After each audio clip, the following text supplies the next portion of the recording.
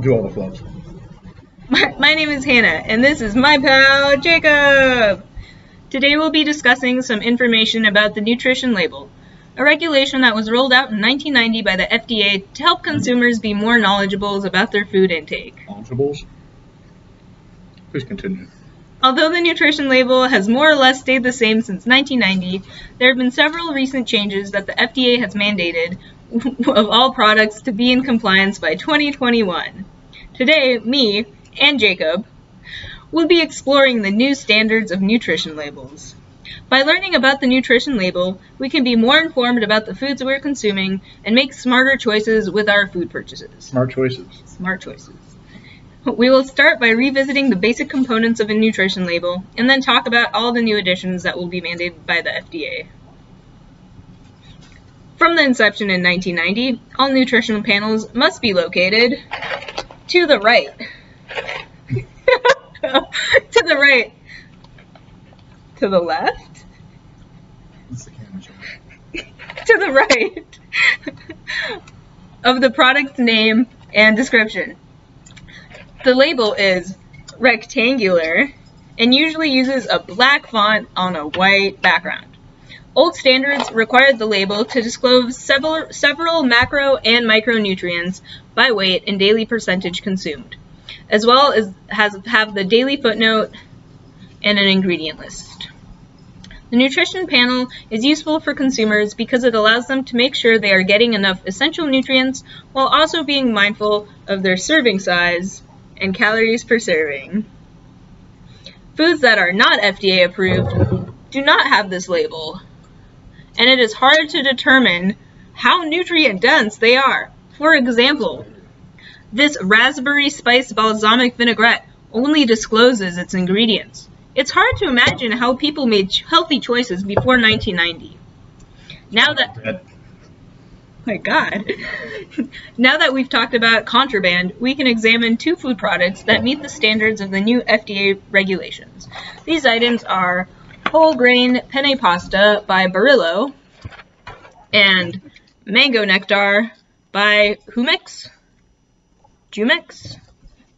Oh, it's not Barillo. Berea. Berea and Jumex. I will be going Mexican juice. I will be going over the mango nectar, and then we'll ask some questions to Jacob about the second product, the whole grain pasta. I'm so excited. Paper towels. Please. The new FDA additions to the label include making the font under the calorie and serving size portions bigger. This is to make sure that these important components pop out at the consumer instead of fading into the other nutritional information. Many companies try to trick consumers by labeling products a consumer would assume to be a single serving size, like a soda bottle, as 2 servings. Dastardly. By enlarging the serving size, consumers are able to accurately determine how many calories they're consuming. On our product, we can see that 1 serving size is 1 can. So this whole can of mango nectar is considered 1 serving. This means you don't have to do any math, and by drinking 1 can, you're consuming 160 calories. The FDA also requires some macro and micronutrients are disclosed. These nutrients include total fat, saturated fat, cholesterol, sodium, carbs, and protein, which are essential macronutrients that help us function on a day-to-day basis. Macronutrients are measured in grams or milligrams, and the label also shows what percentage they will account for in your daily food consumption.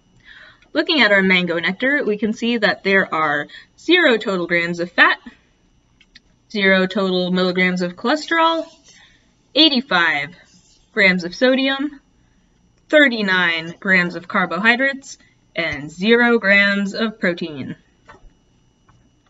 Vitamin D, potassium, iron, and calcium are micronutrients that are required to be disclosed. Like macronutrients, micronutrients are also disclosed by weight, usually in milligrams, and by the percentage of the daily value. On our can, we can see that there are 0 micrograms of vitamin D, 131 grams of potassium, 131 milligrams of potassium. That'd be a lot of potassium. That'd be a lot of potassium. 0 milligrams of iron and 53 milligrams of calcium. Yeah. So, vitamins A and C used to be required by old regulations, but research showed that humans were rarely deficient in those vitamins. This mango nectar actually has voluntarily disclosed its vitamin C content, which is 114 milligrams. Moving on, we can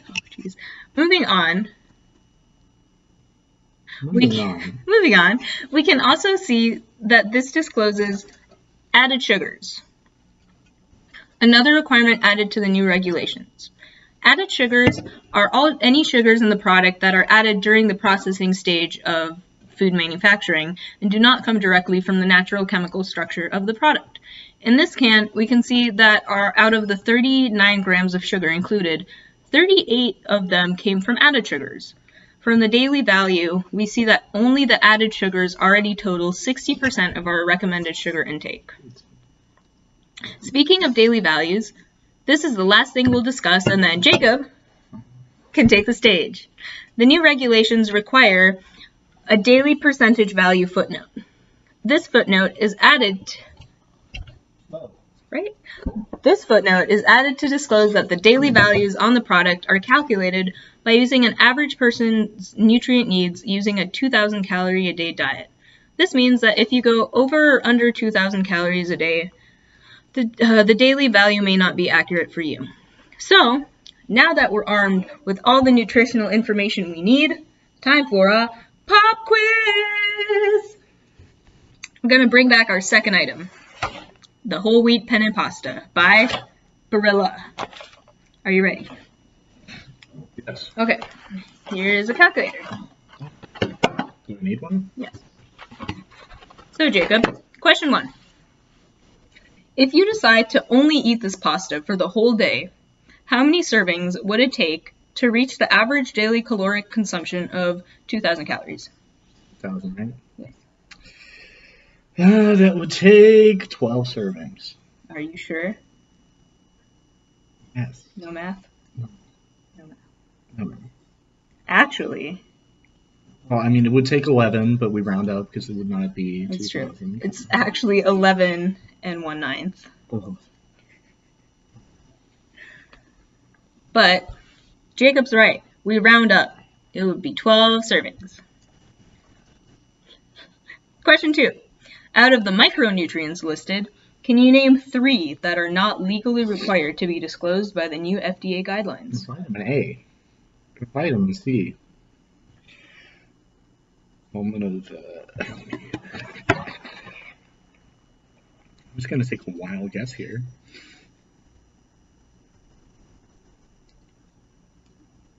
Manganese. Yes! And question 3. So close to $1 million. Question 3. Would 2 servings of this pasta be enough to fulfill your daily carbohydrate requirement? Yeah. How much would it be? Carbohydrates? Yes. It would be about 30%. Or 28%. Look at it. Multiply it by 2. Totally. So 1 serving is 14. Multiply by 2, it's 24/25. And bonus question. Oh, nice question. Surprise!